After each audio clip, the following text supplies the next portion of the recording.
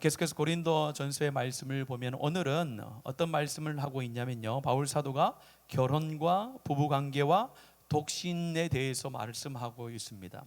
오늘 이 말씀을 먼저 볼 때에 바울 사도가 이렇게 많은 분량을 가지고 성경이 기록했다라는 것은 어떤 의도가 있을 것 아닙니까? 성경에 기록되어질 말씀이 굉장히 많은데 그 중에서 이 결혼과 부부관계와 독신으로 살아가는 것에 대해서 이렇게 많은 분량을 할애하여 썼을 뿐만 아니라 오늘 이 성경 외에도 여러 곳에 보면은 그와 동일한 말씀들을 많이 하고 있음을 봅니다. 그러니까 반대로 생각하면은 하나님께서 교회 안에 특별히 예수 믿는 자 가운데 이 결혼 문제라든지 부부 삶이라든지 또 독신으로 혼자 사는 것에 대해서 굉장히 중요하게 여긴다라는 겁니다. 그것이 첫 번째 오늘 말씀을 보면서 기억해야 될 것이고, 두 번째는요, 오늘 7장을 시작하면서 이렇게 말합니다. 7장 1절에 보면은 너희가 쓴 문제에 대하여 말하면 이렇게 얘기해요. 다시 말해서 바울 사도가 오늘 고린도전서를 말하면서 오늘 읽었던 부분 또 다음 주에 살펴볼 부분을 썼는데 왜 썼느냐는 겁니다. 바울 사도가 갑자기 쓴 것이 아니라 오늘 말씀해 보면은 너희가 쓴 문제에 대하여, 고린도 교회 가운데 이런 문제가 있으니까 이런 일을 어떻게 하면 되겠습니까? 라고 바울 사도에게 물어본 거예요. 물어보니까 바울 사도가 하나님의 영으로 감동되어져서 그 말을 쓴 겁니다. 그러게 하나님의 이 말씀이 된 거예요. 그러니까 그 당시에 고린도 교회 가운데 지금 하는 이런 문제들이 많이 있었다라는 것을 말합니다. 그 당시에 고린도 교회는요, 굉장히 타락한 교시의 상징이었습니다. 그래서 사람들이 가면은 저 사람 고린도인처럼 산다, 고린도인처럼 산다 그러면요, 그게 칭찬이 아니에요. 그게 뭐였어요? 비난이고 욕이었어요. 그만큼 타락하여 살아가는 삶이다라는 대표성을 가지고 그런 어떤 유행어처럼 쓰는 시대였단 말이에요. 그러니까 고린도 교회가 항구였고 상어학과 문화가 많이 발전돼 있고 또 아데미 신전도 있었고 수많은 것이 음란하고 또 수많은 것이 합법적으로 하나님이 원치 않은 그런 일들이 막 벌어지고 있었단 말이에요.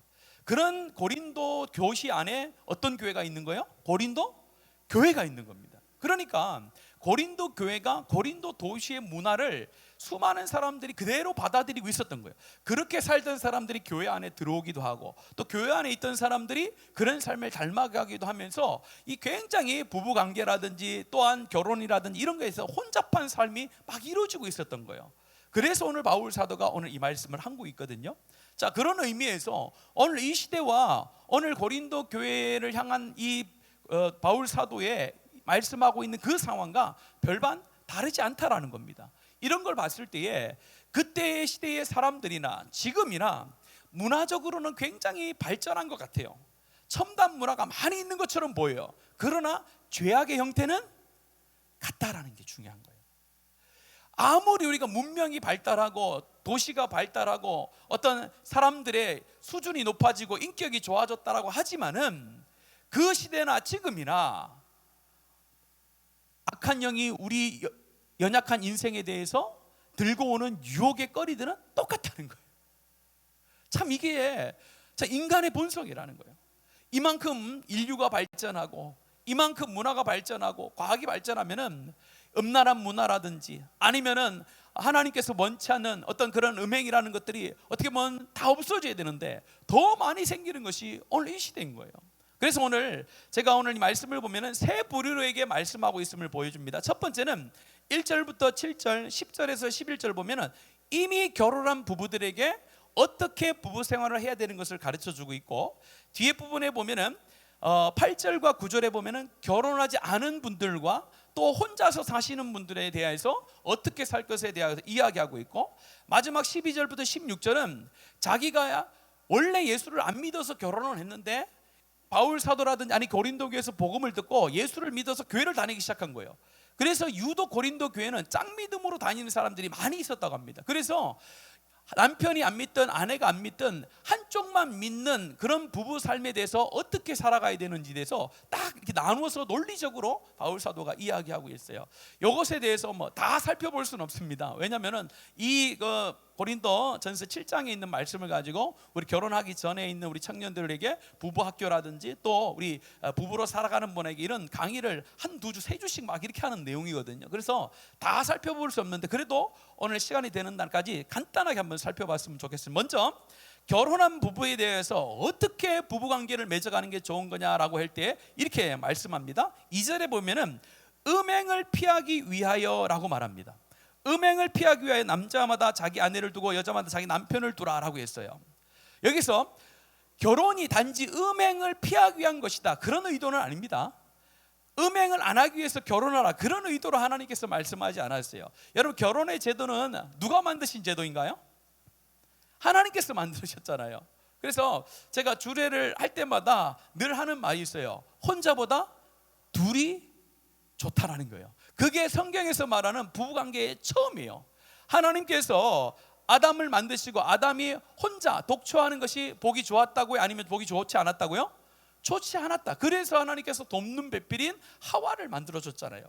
그것이 가족의 처음이거든요. 그래서 결혼하신 분들은 그런 마음이 있어야 돼요. 아, 이 사람이 지금 나에게 도움이 필요한, 또한 나에게 도움을 줄 수 있는 사람이구나라는 그런 생각을 가지고 우리가 결혼 생활을 이어가는 것이 굉장히 중요합니다. 그러면서 뭐라고 하냐면요, 3절에 보면 이렇게 말합니다. 남편은 그 아내에 대한 의무를 다하고 아내도 남편에게 뭐 그렇게 할지는 하면서 의무란 표현을 써요. 그래서 우리가 결혼을 해서 남편과 아내가 되잖아요. 그러면은 다른 사람에게 종속이 되는 것이 아니라 자기의 상대편인 아내만 남편에게만 뭐 해야 되는 거예요? 종속이 되어지는 그런 삶이 된다. 그래서 내 의무는 남편에게 있고 또 아내에게 있다는 생각을 가지고 살아가야 돼요. 그러니까 나는 내 마음대로 살아가는 인생이 아니라 누가 나를 통제할 수 있다는 거예요? 상대방이. 그래서 혼자 살면 자유로운데 둘이 살면 자유롭습니까? 불편합니까? 불편하죠. 왜냐하면 나는 10시에 자고 싶어요. 근데 이 사람 맨날 12시에 자요. 불편하죠. 불편해요. 둘이 살면요 편하잖아요. 불편해요. 그런데 오늘 성경에 뭐냐면은 의무를 다하라고 돼 있어요. 서로에게 의무를 다해야 되는 거예요. 그러니까 서로가 서로에 대해서 요구할 수 있는 사이가 되고 통제받는 그런 사이가 부부 사이라고 이야기를 하는 거예요. 그다음에 4절 한번 보세요. 아내는 자기 몸을 주장하지 못하고 오직 그 남편이 하며 남편도 그와 같이 자기 몸을 주장하지 못하게 하고 오직 그 아내가 할지니라 하면서 몸을 주장하는 것도 이런 거예요. 남편이 내 마음대로 내 시간 내 몸 가지고 나는 막 살아도 된다, 그게 아니에요. 결혼하는 동시에 누구의 허락을 받아야 되는 거예요? 남편은 아내의 허락을 받아야 되고 아내는 남편의 허락을 받아야 되는 거예요. 그래야 온전한 부부 삶이 되는 거예요. 그래서 성경에서 가장 핵심적으로 부부 생활하면서 가장 중요한 건 뭐냐, 하나님께서 혼자보다 둘이 있는 것이 훨씬 좋고 둘의 관계는 서로 돕는 관계이고 돕는 관계이면서 서로 의무를 다하고 서로 통제를 당하는 그런 관계가 바로 부부의 관계라는 거예요. 근데 우리가 부부 생활하는 것을 보면은 한쪽으로 치우치는 그런 가정도 참 많더라고요. 그러면 안 된다는 거예요. 남편이 모든 권위를 가지고 결정을 다 합니다. 결정을 다 하는 권위를 가지고 있다고 해서 아내를 무시하면 되나요, 안 되나요? 안 되죠. 그런 가정이 있으면 안 돼요. 또 반대로 있어요. 남편이 아내보다 조금 낮을 수 있어요. 지식적인 면에서나 어떤 경제적인 면에서나 다른 면에서 남편이 좀 낮은 위치에 있을 수 있습니다. 그러니까 이렇게 하는 거예요. 내 남편은 몰라요. 내 남편은 모르고 내가 결정하면 끝나는 거예요. 내 결정대로 되는 거예요 라면서 또 그렇게 살아가는 사람도 있어요. 그렇지 않다라는 거예요. 서로 가운데 통제받고 서로 가운데 의무가 있는 것이 서로 부부간의 관계라고 말합니다. 그래서 여기는 오늘은 유독 결혼 안 한 분들도 좀 오셨네요. 결혼 안 하신 분들은 좀 이따 나옵니다. 결혼하신 분들은 서로 아내와 남편에 대해서 그런 관계라는 것을 꼭 기억하시고 하나님께서 서로 가운데 서로를 통치하고 서로가 음란 가운데 음행 가운데 빠지지 않도록 울타리가 되어주는 그런 관계가 부부 관계라고 생각하시면 됩니다. 제가 성경 구절 두 구절을 한번 읽어 드릴게요. 같이 한번 봤으면 좋겠는데 먼저 히브리서 13장 4절 말씀 한번 같이 한번 읽어볼까요? 시작. 모든 사람은 결혼을 심소를 더럽히지 않게 하라. 음행하는 자들과 간음하는 자들을 하나님이 심판하시니라. 뒤에 것은 놔두고 앞에 보는 모든 사람은 뭘 귀하게 여기라고요? 그렇죠. 결혼한 사람들은 이거는 결혼하기 전에 말하는 게 결혼한 사람들에게 이야기하는 거예요. 결혼한 사람들은 그 결혼한 그 상태를 어떻게 여기라고요? 귀하게 여겨라. 여러분들 남편과 아내하고 같이 앉아 있는 분들은 굉장히 어색하게 지금 설교를 듣고 계신데 한번 집에 가서 물어보세요. 당신은 나하고 결혼한 것을 귀하게 생각하나, 아니면 내가 잘못했나, 이제 잘못 선택했네, 이런 생각을 하고 타나? 여러분, 얼마나 다르겠어요.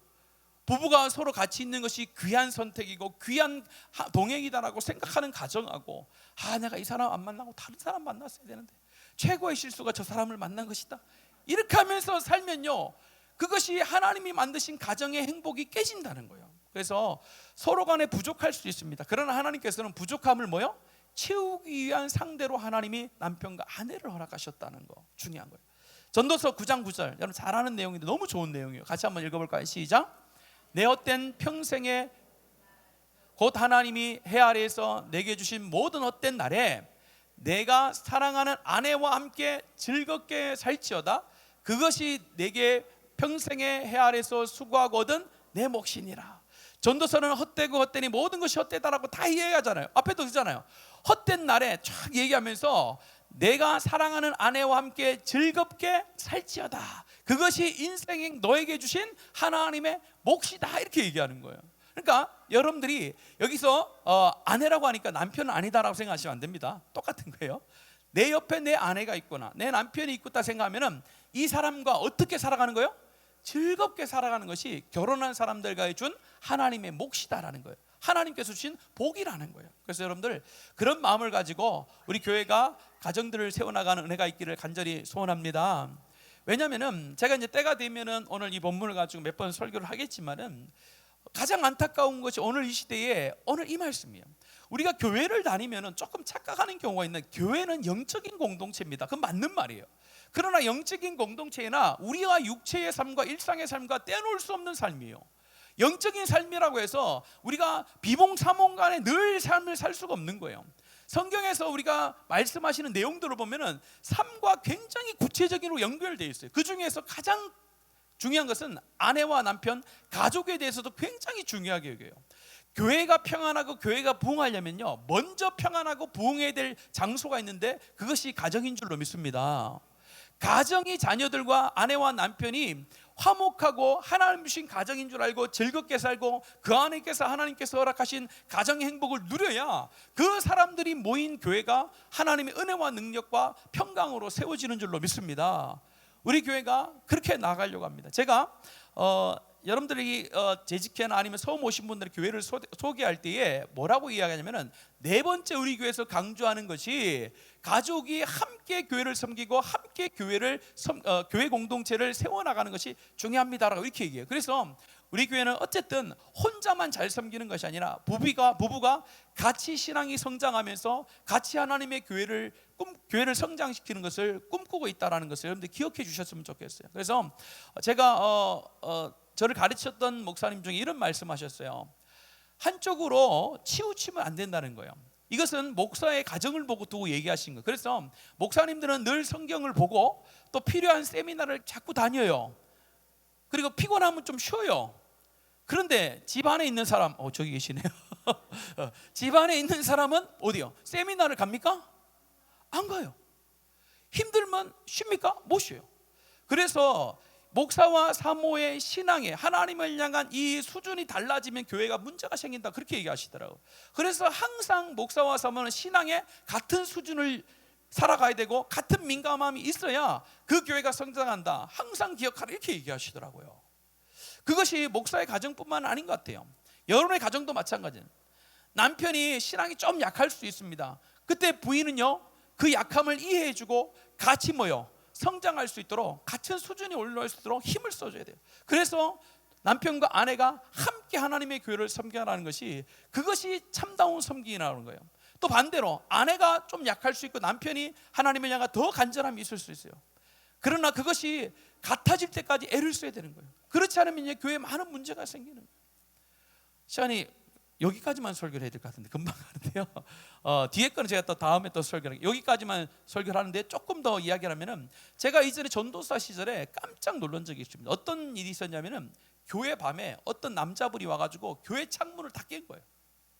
우리 교회는, 우리 교회죠, 모든 창문을 다 이 큰 햄머 있잖아요, 그걸로 다 깨고 간 거예요. 난리가 난 거예요. 그래가지고 그 사람을 잡아서 취조를 한 거죠. 경찰서에 보내기 전에 교회에서 바로 경찰서로 넘기면은 안 되잖아요.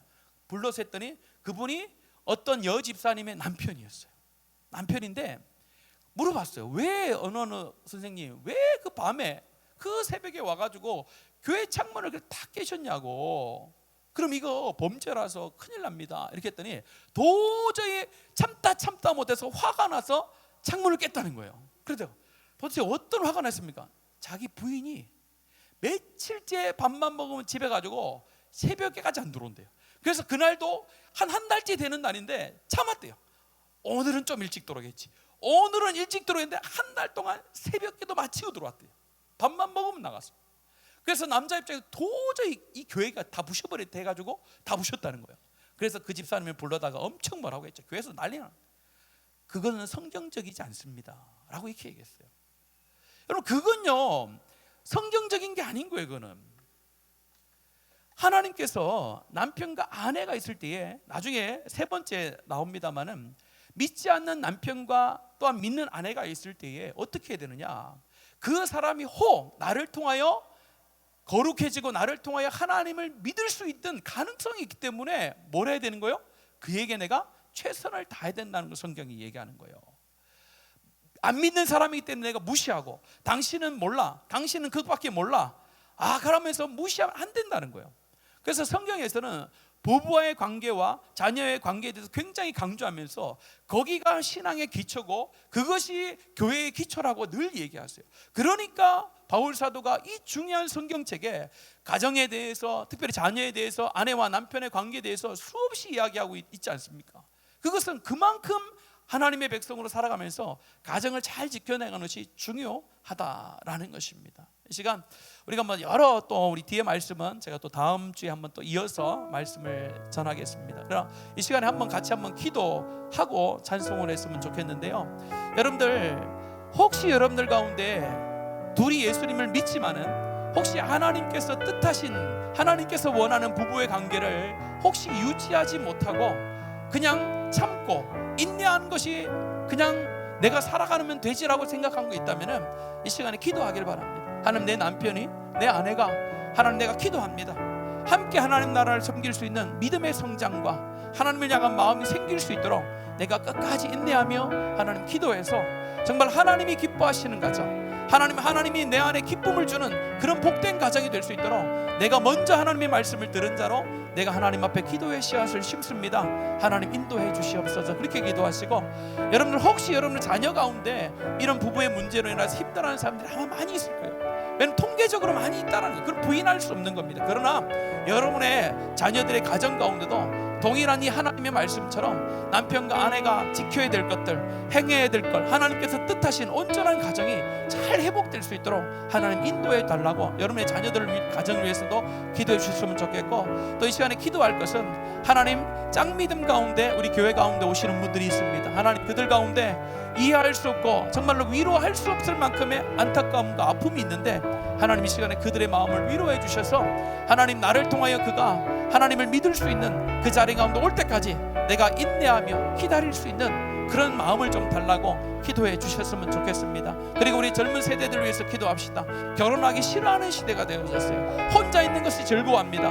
혼자 음란을 즐기고 혼자서 타락하는 것이, 그것이 시대의 흐름이라고 인정하면서 방탕하게 살아가는 젊은 세대들이 참 많은 이 시대입니다. 이럴 때에 우리 교회가, 우리 믿음의 청년들이 온전한 부부로서, 온전한 가정으로서의 마음을 가지고, 그런 생각을 가지고 하나님 온전한 가정을 이룰 수 있는 우리 젊은 세대들이 될 수 있도록 하나님 인도해 주시옵소서. 이 시간에 여러분의 가정과 자녀들의 가정과 우리 성도들의 가정을 위해서 같이 한 마음을 가지고 하나님 앞에 간절함으로 함께 기도했으면 좋겠습니다. 기도합시다.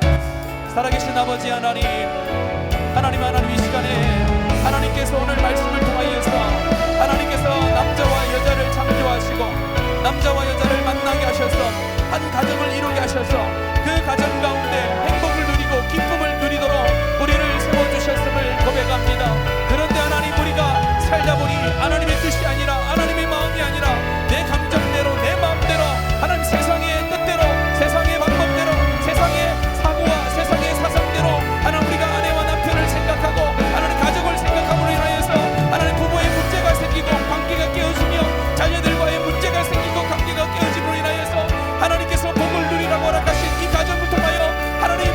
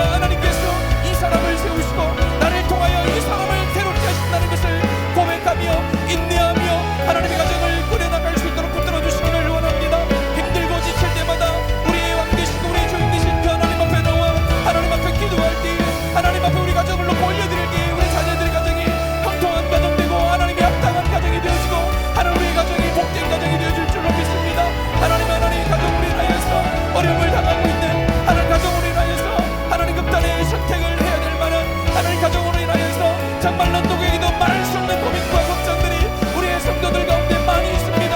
하나님 기억하여 주시옵소서. 정말로 어떻게 결정하고 어떻게 살아가는 것이 하나님이 원하는 것인지, 하나님 내 삶을 통하여 우리 가정을 통하여 뭘 원하시는지를 다시 한번 하나님 앞에 물어보게 하시고, 정말로 하나님께서 허락하신 나의 길이 무엇인지, 하나님께서 나를 통하여 뭘 하나님을 원하시는지, 우리의 교회를 통하여 하나님 우리의 가정을 통하여 뭘 원하시는지 하나님 앞에 깨달아 알 수 있는 우리가 되게 하여 주시옵소서.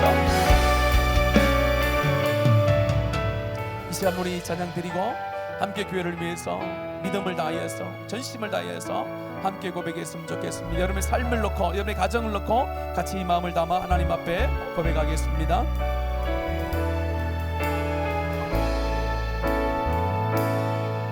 주가 보이신 생명의 나 주님과 함께 사는 마음 들이며 주님 앞에 나아가리.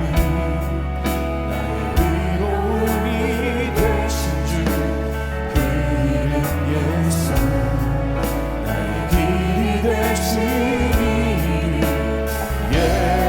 다시 한 번 더 고백합시다. 주가 보이신 생명의 길, 주가 보이신 생명의 길, 나 주님과 상한 마음을 드리며 상한 마음을 들이며 주님 앞에 나아가리. 나의 의로움이 되신 주 그 이름 예수, 나의 힘이 되신 이름 예수. 나의 길 오직 그가 하시나니. 나를 단련하신 후에 내가 정금같이 나고. 다시 한 번 더 고백합시다. 나의 길 오직 그가 하시나니. 나를 단련하신 후에 내가 전금과 같이 내가 정금같이. 자, 다시 한 번 마지막으로 고백을 드리 우리의 삶의 어려움과 힘듦이 있더라도 우리 하나님께서 우리를 이끌어 주실 줄로 믿습니다. 나의 길 오직 그가 하시. 나를 단련하신 후에 아멘. 내가 정금과 같이 성경같이 나오리라. 아멘. 우리의 삶이 어렵더라도 우리 하나님께서 우리 연단하시며 우리를 이끌어 가시는 면 우리가 정금같이 나오실 줄로 믿습니다.